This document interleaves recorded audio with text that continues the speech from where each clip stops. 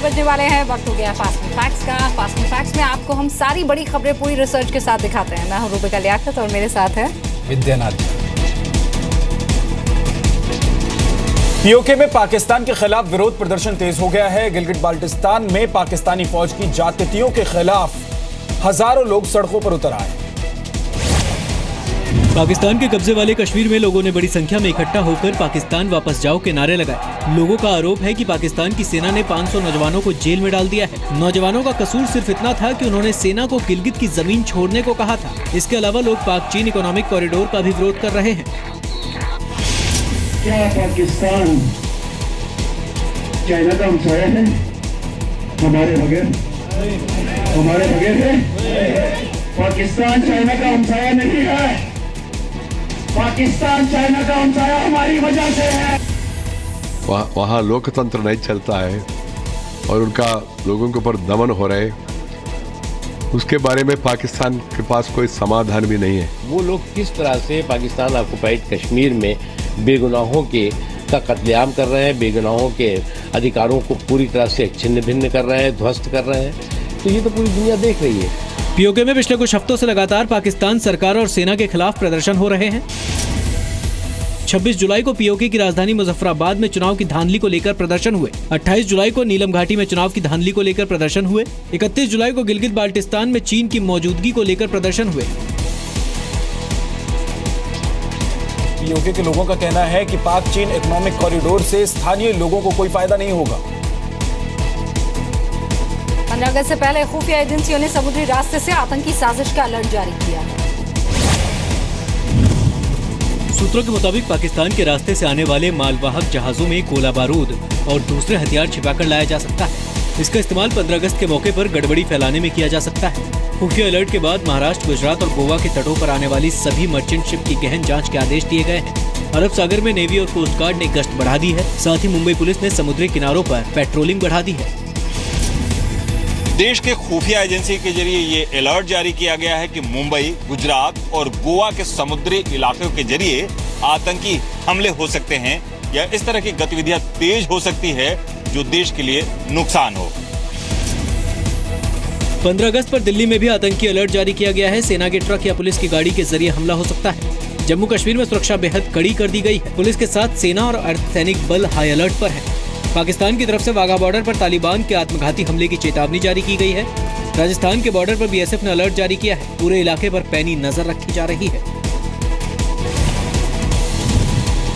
सुरक्षा के मद्देनजर कल सुबह 6 बजे से दिल्ली मेट्रो के स्टेशन पर पार्किंग बंद रहेगी। 15 अगस्त को दोपहर 2 बजे के बाद पार्किंग फिर से खुलेगी। बीजेपी नेता बृजपाल तेवतिया पर हमले के 45 घंटे बाद भी पुलिस हत्यारों को गिरफ्तार नहीं कर सकी। बृजपाल तेवतिया की हालत अभी भी नाजुक बनी हुई है। आज एक और ऑपरेशन होना है। हमले के बाद से ये चौथी सर्जरी है। पुलिस की 8 टीमें दिल्ली और उत्तराखंड में रेड डाल रही हैं। गैंगस्टर राकेश हसनपुरिया की कांस्टेबल पत्नी समेत कई लोगों से पूछताछ की जा रही है। आरोपियों की तलाश में 900 पुलिस वालों की टीम सर्च ऑपरेशन चला रही है। पुलिस पुरानी रंजिश के साथ साथ राजनीतिक रंजिश पर भी फोकस कर रही है। घटना को बीत चुके हैं 39 घंटे। 900 से ज्यादा पुलिसकर्मी लगे हैं इस घटना को सुलझाने में, लेकिन नतीजा अभी तक 0 है। समझ में नहीं आ रहा कि आखिर यूपी पुलिस कर क्या रही है। बीजेपी ने हमले से कुछ ही दिन पहले पुलिस सुरक्षा हटाए जाने पर सवाल उठाए हैं। लेकिन एक तय है कि सुरक्षा क्यों हटाई गई। सुरक्षा हटना और ये तुरंत इस घटना का हो जाना, क्या इसका मतलब सब चीज राजनीति से तय होंगे। बृजपाल तेवतिया गाजियाबाद के महरौली गांव के रहने वाले हैं। बृजपाल ने गाजियाबाद के मुरादनगर से 2012 में बीजेपी के टिकट पर विधानसभा चुनाव लड़ा था, लेकिन हार गए। 2017 में होने वाले विधानसभा चुनाव के लिए भी उन्हें मुरादनगर सीट से बीजेपी के टिकट का दावेदार माना जा रहा है। बीजेपी में शामिल होने से पहले बृजपाल तेवतिया राष्ट्रीय लोकदल में थे। बृजपाल तेवतिया राजनीति में आने से पहले दिल्ली पुलिस में कांस्टेबल रह चुके हैं। यूपी के सीएम ने खून से खत लिखने वाली बुलंदशहर की एक लड़की को इंसाफ का भरोसा दिलाया है। साथ ही मदद का ऐलान भी किया है। मुख्यमंत्री अखिलेश यादव ने बुलंदशहर की 15 साल की लतिका बंसल, उसकी छोटी बहन तानिया, दोनों बहनों की नानी और मामा से मुलाकात की। उन्हें इंसाफ का भरोसा दिलाने के अलावा 10 लाख रुपए देने का भी ऐलान किया। यूपी सरकार दोनों बच्चियों के लिए घर और उनके मामा को नौकरी भी देगी। सर, हमारी अभी थोड़ी देर पहले मुलाकात हुई थी। सीएम साहब ने हमें पूरा प्रॉमिस करा है कि आपको एक रहने के लिए आवास भी दिया जाएगा और जो आपको प्रॉब्लम है, मतलब जो गुनहगार हैं जिन्होंने आपकी मम्मी को मारा है उनको सजा होगी, वो जेल में जाएंगे। इन्होंने तो पूरा दिया और मुझे तसल्ली हो गई है, बच्चों को पढ़ाई मिलेगी, मेरे इलाज भी होगा, इनके रहन सहन के लिए कुछ वो दिलाएंगे, मकान है ये। खून से सीएम को चिट्ठी लिखने के बाद पुलिस भी हरकत में आई है। अब पुलिस फिर से जांच का भरोसा दे रही है। इसमें जो मैन एग्रीड था वो गिरफ्तार हो चुका है। अब जांच के बाद किन लोगों को और इसमें इन्वॉल्वमेंट था उनको भी गिरफ्तार किया जाएगा और लड़कियों को पूरी सुरक्षा दी जाएगी। काफ़ी चीज़ें उन्होंने बताई है इन्वेस्टिगेशन के बारे में, उसको नोट किया जा रहा है और जल्द ही जितनी भी चीज़ें हैं इन्वेस्टिगेशन पूरा कर लिया जाए और सही डायरेक्शन में किया जाए।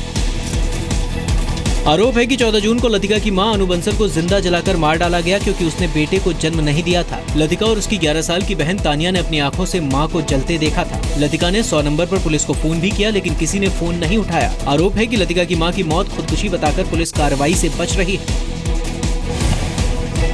8 आरोपियों के खिलाफ लतिका की नानी ने केस दर्ज कराया था, लेकिन गिरफ्तार सिर्फ लतिका के पिता को ही किया गया है।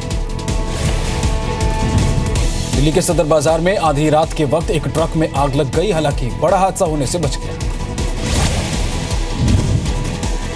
आग की लपटों में घिरे ट्रक की तस्वीरें दिल्ली के भीड़ भाड़ वाले इलाके सदर बाजार की है। कल रात अचानक ट्रक में आग लग गई। ट्रक सदर बाजार में खड़ा था, लेकिन आग लगते ही ड्राइवर ने ट्रक को चलाकर लाहौरी गेट में खुली जगह पर लाकर खड़ा कर दिया। ऐन मौके पर कूदकर ड्राइवर ने अपनी जान बचाई। ड्राइवर ने सूझबूझ नहीं दिखाई होती तो हादसा बड़ा भी हो सकता था। थाने की 100 कदम की दूरी पर लाहौरी गेट चौक पे एक केमिकल से भरा हुआ ट्रक जो आ रहा था, जिसके अंदर आग लग गई और हमारे पुलिस को कांटेक्ट किया गया। पुलिस से फायर ब्रिगेड और इसमें आधे पौने घंटे के बाद आ गए। फायर ब्रिगेड की 3 गाड़ियों ने आग पर काबू पाया, लेकिन तब तक ट्रक पूरी तरह जल गया।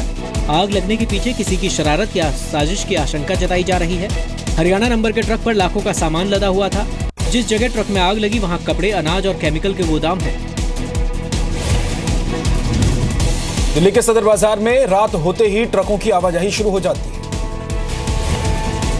यूपी के मुजफ्फरनगर के अस्पताल में इलाज के दौरान 13 साल के बच्चे की मौत पर जमकर तोड़फोड़। 6 और 4 साल के इन भाइयों को गोरखपुर पुलिस अपराधी मानती है। मामला झंगा इलाके का है, जहां पुलिस ने एक लड़की के साथ अश्लीलता, फोटो खींचने और जान लेने की कोशिश के मामले में बच्चों पर संगीन धाराओं में केस दर्ज कर दिया।